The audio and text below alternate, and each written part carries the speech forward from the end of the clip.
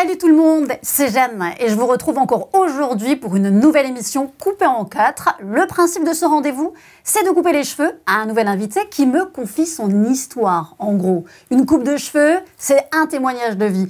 Et je vous l'assure, pas n'importe quel témoignage, avec des invités toujours plus surprenants les uns que les autres, des vies transformées au travers d'expériences spirituelles.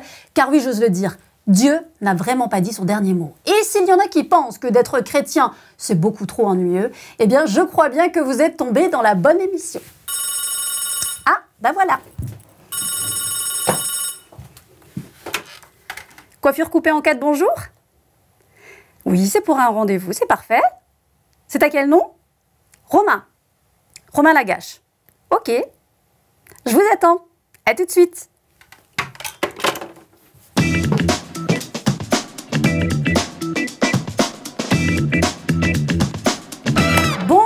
Romain. Bonjour Jeanne. Alors moi, je te propose de t'installer tout de suite dans le fauteuil. Oui. On va s'occuper de tes cheveux et du reste aussi d'ailleurs. Ok, Allez. ce fauteuil. Oui, là, okay, celui-ci. Okay. C'est pas un fauteuil de la torture. Hein. Ouais, non, c'est le fauteuil du témoignage. Allez, ouf. Je te veux dans mon équipe. Dans ton équipe? Bah, The Voice quoi. Ah bref. Parfait, parfait. En tous les cas, bon. Romain, tu l'as remarqué ici, c'est un salon de coiffure un petit peu différent, coupé en 4. Oui. Dans ce salon de coiffure, nous allons aussi découvrir, alors au-delà d'une nouvelle coupe, on va aussi découvrir ton témoignage de foi. Alors bon, avant de passer au diagnostic de ta vie, on va passer un petit peu au diagnostic capillaire. D'habitude, comment tu les coiffes, tes cheveux?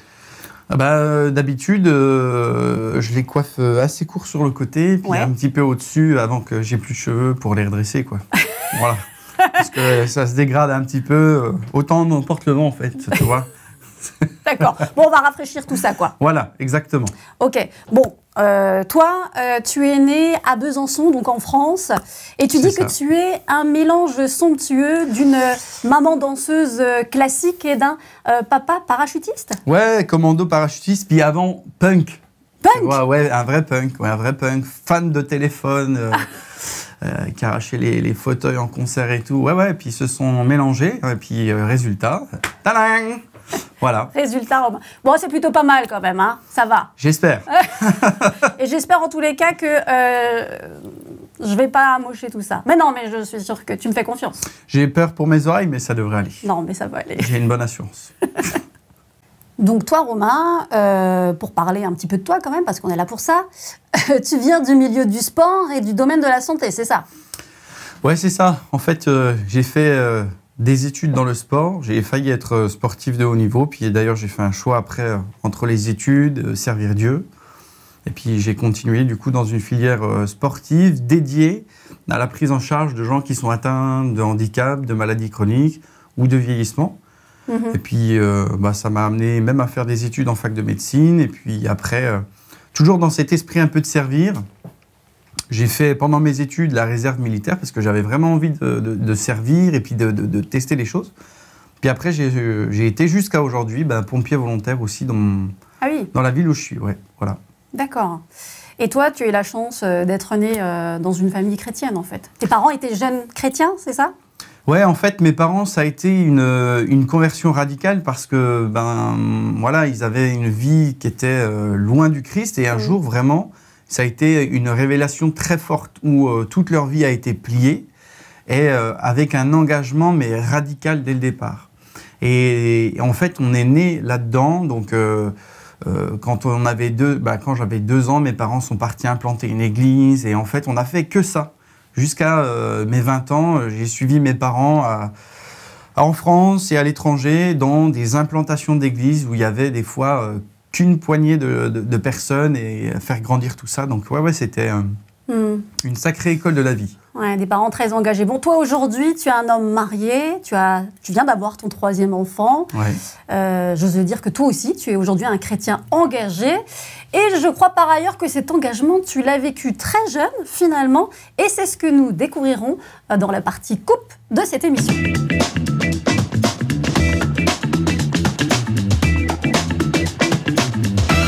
en 4, ça continue avec mon invité Romain Lagache pour un rendez-vous confidentiel, une coupe de cheveux pour un témoignage de foi. Tout va toujours bien, Romain? Ah, tout va toujours bien.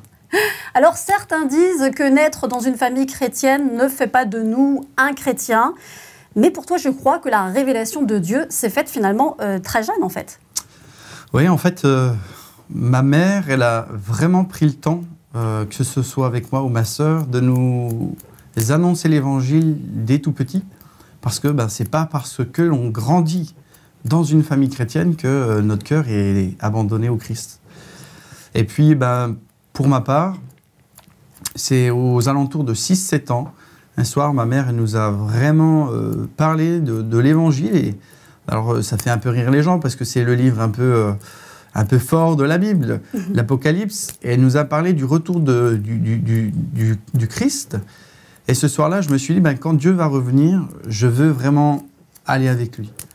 Et puis, pour aller jusqu'au bout de la démarche, ce soir-là, avec l'âge que j'avais, j'ai dit, je vais rédiger un contrat. Je veux écrire une lettre à Dieu, à Jésus, pour à l'âge de 6 ans? Ouais.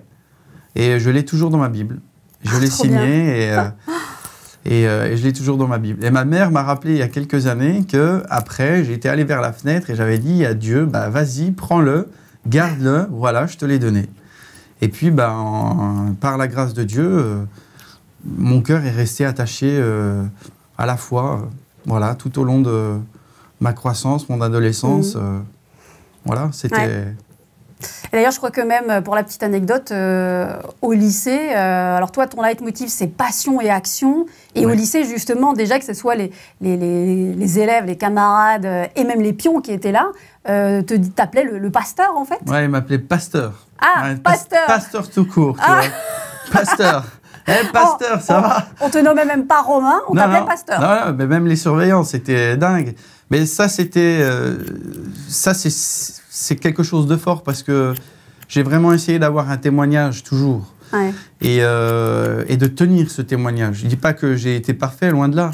Mais les gens, parfois, venaient me dire « Ah, mais toi, tu as la vérité. Ah, mais toi, tu as la vérité. » Et encore aujourd'hui, plus de 10 ans, même 15 ans plus tard, certains, des fois, me font des retours de cette période où ils me disent « Mais oui, mais on savait que tu avais quelque chose et que c'était juste. » Et du coup, ça encourage parce que sur le jour J, ils disaient pasteur des fois un peu de manière péjorative. Certains même se moquaient. Et en fait, on s'aperçoit que dans le temps, ceux qui se moquaient des fois le plus virulent, c'était ceux qui étaient des fois très touchés. Finalement, qui en avaient le plus besoin aussi. En tout cas, ça faisait écho. Ça faisait écho, oui. Voilà. Et ce qui fait écho aux gens, c'est pas seulement les propos, c'est aussi quand ils nous voient vivre. Donc les deux ensemble font le témoignage. Ok. Alors c'est vrai, savoir faire la différence, Romain, et justement, pour certains dans leur cheminement spirituel, il y a cet instant, on va dire ce déclic d'un Dieu d'amour qui transforme tout dans notre vie. Mais toi, ce qui a vraiment changé, où là vraiment tu as eu une prise de conscience, c'est un rendez-vous un petit peu particulier où ça a vraiment basculé ta vie, là aussi. Ouais, c'est le genre de rendez-vous qui s'organise un peu en dernière minute. On y va pour un sujet, puis en fait, c'est un moment où Dieu avait prévu absolument autre chose. Et ce jour-là, c'était un homme d'affaires qui nous a reçus avec un ami, un homme d'affaires très engagé dans la foi. Et c'est encore difficile de trouver les bons mots, mais ce jour-là, Jésus m'a vraiment rappelé à son intimité. Alors que j'étais investi dans l'église dans laquelle j'étais, je servais en groupe de maison, je priais pour les gens, pour leur guérison, pour des fois leur délivrance, où vraiment il y avait déjà des choses fortes. Et ce jour-là, Jésus m'a vraiment heurté dans le cœur et m'a dit « Mon fils, je veux plus d'intimité avec toi. » Et ça a vraiment bouleversé ma vie parce que je me suis dit, mais à quoi ça sert d'avoir un discours, d'œuvrer même, mais en n'étant pas assez proche du Père, pas assez proche de la source de la vie, de celui qui a envoyé son Fils. Et là, ça a tout changé. Ça a tout changé dans mon quotidien, dans mon aspiration, dans ma manière de prêcher, dans ma manière de communiquer à ceux qui m'entourent la passion de l'Évangile. Alors en effet, un Dieu finalement qui t'amène à rentrer dans une intimité plus profonde, hein, pour se révéler encore plus à toi. C'est vrai que c'est une sacrée rencontre finalement. Mais aussi un Dieu qui a su te challenger au travers de son silence. Et c'est ce que nous allons découvrir, parce que c'est pas toujours simple, dans la partie coiffage de cette émission coupée en 4.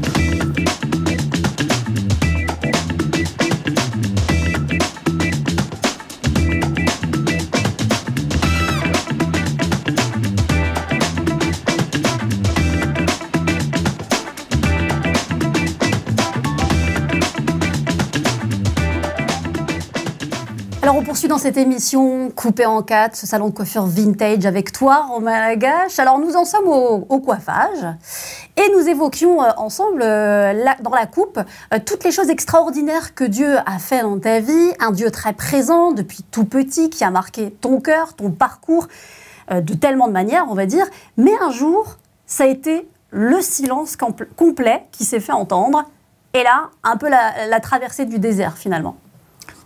Bah, c'est un peu le paradoxe, ouais. Ça a été... tu vois, juste avant, tu parlais de la révélation. Alors Dieu est venu et m'a révélé qu'il voulait avoir plus de temps avec moi, qu'il voulait une relation plus profonde pour aller plus loin dans la vie, pour marquer plus les gens, parce que il fait aussi avec nos sensibilités. Si Dieu est un bon évangéliste et que tu n'as pas de relation avec lui, mais ça va être difficile d'être percutant. Qu'est-ce que tu transmets, en fait ? Et puis, ben, là, ça a été ce fameux paradoxe où, en fait, Dieu te parle et derrière, c'est le silence. Je dirais... Dieu ne te parle plus, quoi. Ouais, c'est même pas qu'il me parle plus, c'est plus que le milieu dans lequel on était censé grandir dans notre foi, bah, ça marche plus, quoi. Ça marche plus. Il y a plein de blocages qui arrivent au niveau relationnel. Dans l'église dans laquelle on servait, ça commence à bloquer, à bugger. Et puis moi, je suis né dans une famille d'implanteurs d'église où en fait, où j'ai pas trop l'habitude que les gens partent de l'église. Et là, c'est moi qui me retrouve à me dire, mais je vais devoir partir parce que ça ne va plus. Et c'était tellement terrible parce qu'au fond de moi, il y avait cette passion et cette envie de vouloir servir Dieu. Et de l'autre côté, ça marchait plus, c'était complètement bloqué, c'était vraiment une souffrance, quoi. Et pendant 3 ans, avec mon épouse, on a essayé de faire au mieux, vraiment... de faire au mieux, d'essayer de faire avancer les choses, de se battre, de même un peu étouffer des fois qui on était. Mais parce qu'il y avait une vision différente ? Ouais, je pense que la complexité, c'était d'accueillir la créativité, l'approche, parce qu'on est tous différents, on a tous des capacités différentes. Et je reconnais hein, les dons et les talents des uns et des autres. Mais c'est vrai que quand des fois on arrive avec une vision, la vision est trop forte pour ceux avec qui on est. Et du coup, ça les bloque. Et ils se disent non, c'est pas possible, c'est pas cohérent, c'est trop tôt, c'est trop ceci, c'est trop cela. Et du coup, il n'y a pas vraiment de raison et c'est très frustrant. Alors que, dans mon cas, c'est annoncer l'évangile. Du coup, moi, dehors, je vois les gens qui meurent. En plus, comme je viens d'expliquer, je suis pompier. Vraiment, où je me dis, mais c'est pas possible, les gens meurent, ils n'entendent pas l'évangile, on peut faire des choses, j'essaie de le proposer, ça bloque. Et puis c'est vraiment comme une mort où on se dit, mais c'est pas possible, Seigneur. Alors que tu me parles de ton intimité, alors qu'il y a le feu qui est là, que je veux servir, me voilà. Un jour, j'ai dit à une amie de l'église, je me sens comme la chanson Le Mal-Aimé. C'était terrible, c'était terrible. Et c'est elle qui a explosé en pleurs quand je lui ai dit ça. Je lui ai dit non, mais ouais, je voulais pas, mais c'était tellement sorti de mon cœur que. Et voilà. Après, ça a été. Il y a aussi des trajectoires différentes, il y a des compréhensions différentes, il y a des appels différents. Exactement. Mais la difficulté, c'est de pouvoir accueillir en fait. C'est ça. La diversité. La diversité, la différence, et finalement un appel qui ne correspond pas toujours au plus grand nombre à la base. C'est ça. C'est ça. Mais je crois qu'ayant un Dieu créateur qui est sans fin, infini, eh bien, il nous a donné aussi cette capacité d'innover, de créer et de, bien sûr, toujours, moi je dirais, sortir des sentiers battus. Je crois qu'avec Jésus, c'est ça la clé. Et quand il a amené les disciples avec lui, il les a pas amenés là où c'était facile, il les a amenés dans des endroits où justement tout le monde lui disait « Mais quoi ? Qu'est-ce que tu fais ? Tu vas manger avec ceux qui ont une mauvaise vie ?» Il a toujours été comme ça, Jésus. Il a toujours montré cet exemple qu'il fallait aller hors des sentiers battus pour avoir un impact. Parce que l'objectif, c'est d'amener, de rejoindre ceux qui ne connaissent pas Jésus. D'ailleurs, hors des sentiers battus, c'est vraiment quelque chose qui te parle. Une fois, c'est vrai, qui a été mise à rude épreuve, hein, Romain, on l'entend, on le constate. Apprendre à tout lâcher aussi, c'est loin d'être quelque chose de très naturel. Mais c'est justement pour vivre, sans doute, un projet surnaturel que Dieu t'avait préparé. Et c'est ce qu'on va découvrir dans la prochaine partie de cette émission. C'est la partie finition.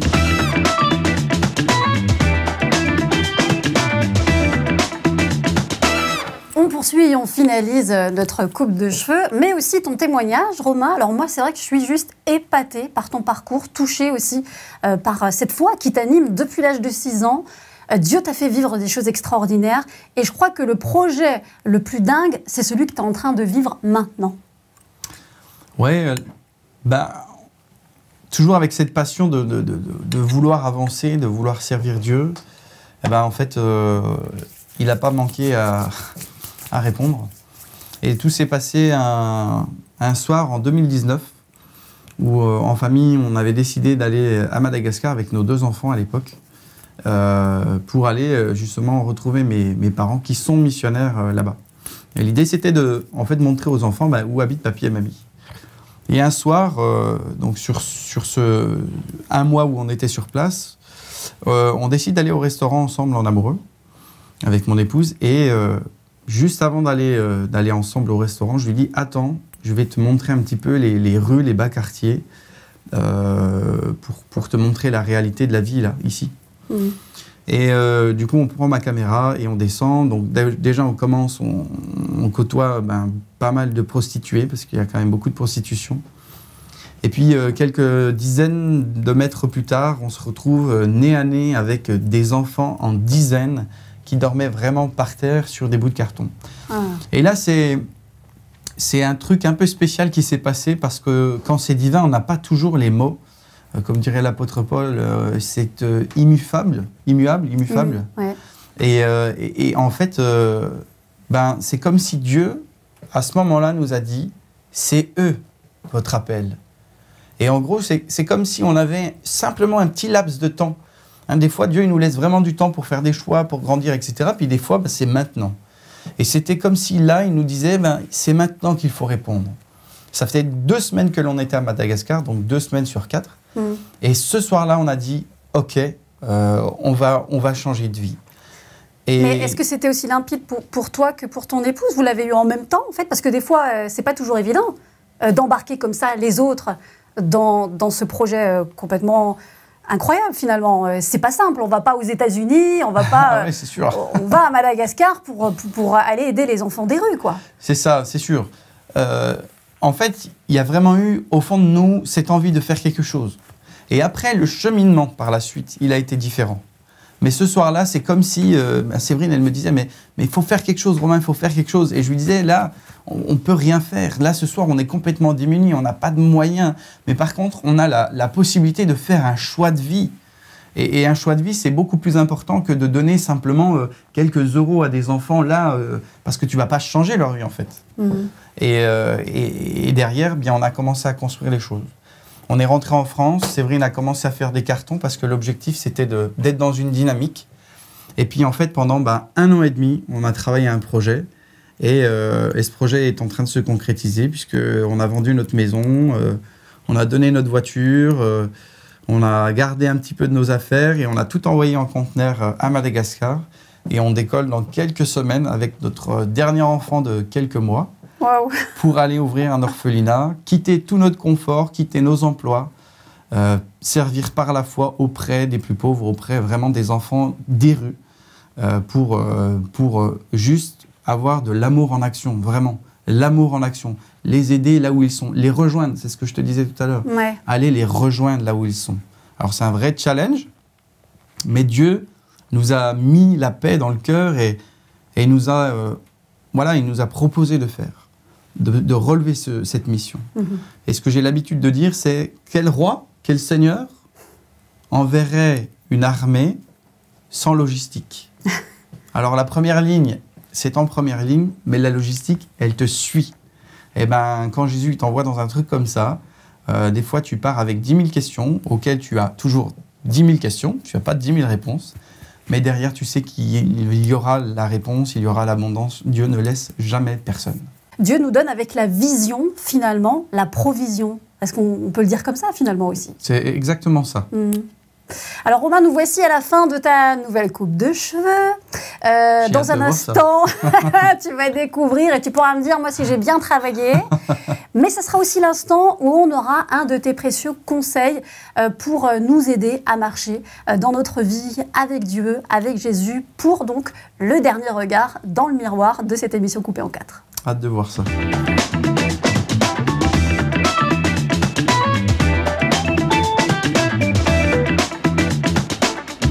Et donc nous voici à la dernière étape de cette émission, de cette coupe, oui, coupée en 4. Alors, est-ce que j'ai réussi ma mission capillaire, Romain? On va le savoir tout de suite. Tu es prêt à découvrir tout ça? Ouais, je suis prêt, ouais. Allez, on va aller direction le miroir. Allez, c'est parti. Attention. Ah, eh ben, je vais pas avoir le réflexe du gars qui fait ça. Ouais. Ah, parce que d'habitude, c'est vrai, je disais que généralement, les clients, les invités ont tendance à, les hommes surtout, hein, Ouais, les hommes. à faire ce truc-là vite fait. Ouais, c'est Et ça. donc Non, très bien, parfait. J'achète. Donc, vraiment dans mon équipe. Ouais, c'est bien. Je confirme les propos. Parfait. Écoute, je suis ravie que ça te fasse plaisir, que ça te merci. corresponde. Et donc là, on arrive aussi à ce moment, Romain, Oui. où on va avoir un précieux conseil venant de ta part pour ceux qui nous écoutent, ceux qui nous regardent depuis le début, qui découvrent et qui ont découvert ton témoignage. Si tu as un conseil à donner en particulier Ouais. aux gens pour vraiment avoir une marche avec Dieu de la manière la plus authentique, la plus sincère, pour toi, ça serait quoi? Eh ben, en fait, je dirais déjà, pour que ce soit un précieux conseil, il faut que ce soit précieux et qu'il faut que ça vienne du coup de la parole de Dieu. Romains 10, 17, je crois. Et je pense que c'est Jacques 4 et 5 qui nous parlent beaucoup d'être dans la foi en action. Et même dans Jacques, c'est dit que si on ne fait pas quelque chose de bien alors qu'on a les capacités de le faire, c'est péché. C'est louper en fait. C'est louper ce quoi nous sommes faits. Et aujourd'hui, le conseil que je voudrais vous donner, c'est de réaliser ce que Jésus vous a demandé de faire. Parfois, on n'ose pas parce qu'on a peur, on ne sait pas comment commencer, on n'a pas forcément le relais, on n'a pas les gens qui nous encouragent. Mais Jésus, il nous a envoyés pour qu'on réalise une vie incroyable. Alors levez-vous, lève-toi, toi qui regardes cette émission. Rentre, parce que des SDF, des détenus, des gens riches, des gens qui sont loin de Jésus ont besoin que toi, tu les rejoignes, que tu les retrouves là où ils sont. Et lève-toi, parce que personne d'autre ne le fera si tu ne te lèves pas toi. Et c'est vraiment le conseil que je te donnerai. Parce que quand tu rentres vraiment dans ce pourquoi Jésus t'a appelé, c'est là aussi où tu découvres ton identité. Il y a un vrai sens aux choses aussi. Mais bien sûr, c'est là où on trouve du sens, de la cohérence dans ce pourquoi nous sommes ici. Alors lève-toi, même là où tu es, là même si tu es dans les transports en commun, sur ton canapé, fais l'acte de foi et dire Jésus, je veux me lever parce que ça me parle. Et tu sais quoi? Jésus, quand on fait ça, même si on a l'air un peu stupide des fois, il le voit et il saisit ces instants. Alors c'est ce que je voudrais te conseiller. Lève-toi et mets-toi en route, même si tu es tout seul, mets-toi en route. Merci beaucoup Romain pour ce très bon conseil. Alors justement, moi à chaque fois dans cette émission, je lance un défi à ceux qui nous regardent. Et pour le coup, ce défi, tiens, ça serait pourquoi pas de vous lever, comme le dit Romain, et de donner... Un bon prof de sport. Parce que c'est bon pour la santé. Voilà, c'est ça. Et pourquoi pas aussi finalement d'offrir à quelqu'un qui serait dans le besoin quelque chose que vous aimez. Pas l'habit que vous avez trop parce que finalement vous ne savez pas quoi en faire, mais peut-être quelque chose à laquelle vous tenez de l'offrir parce que vous savez que ça va lui faire du bien et que ça va le bénir. Ça peut être pas mal ça aussi. Ouais, je rajouterais qu'un don n'est pas quelque chose qui ne nous est plus utile. Un don, c'est quelque chose qui nous coûte un petit peu. Voilà. Donc, achetez quelque chose de neuf et offrez-le, par exemple. Ça, c'est plus pertinent. Voilà. C'est parfait. En tous les cas, si vous avez aimé ce témoignage, si ça vous a parlé, si ça a percuté, n'hésitez pas à nous le faire savoir, que ce soit sur notre site internet, mais aussi sur nos réseaux sociaux, à la page Facebook Coupé en 4, le compte Instagram Coupé en 4. Merci pour vos messages. Puis merci beaucoup Romain pour ton témoignage. Ça fait tellement de bien.